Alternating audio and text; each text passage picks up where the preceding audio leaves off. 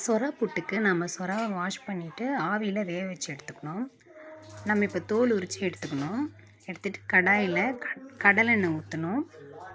கடலெண்ணெய் ஊற்றிட்டு எண்ணெய் காஞ்ச அப்புறம் நம்ம கடுகு, உளுத்தம்பருப்பு, சீரகம் போட்டணும். பொடியாக நறுக்கின வெங்காயம் ஒரு 5 போட்டிருக்கேன். கூடயே கருவேப்பிலை கொஞ்சம் போடணும். பூண்டு நிறைய போடணும். நம்ம இப்போ நல்லா வதக்கணும். அதே டைமில் நம்ம தோல் உரித்த சொரா மீனை மஞ்சத்தூள், உப்பு போட்டு பெசரி வச்சிடணும். இப்போ நம்ம நல்லா வதக்கணும்.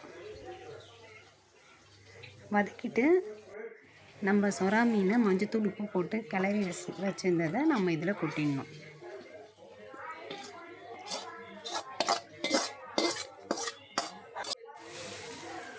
உப்பு போட்டு நம்ம நல்லா கிளறணும்.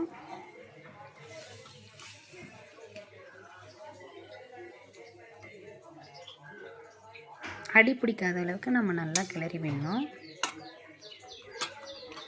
தேவையான அளவு மிளகுத்தூள் போடணும். நம்ம மிளகுத்தூள் போட்டு நல்லா கிளறணும்.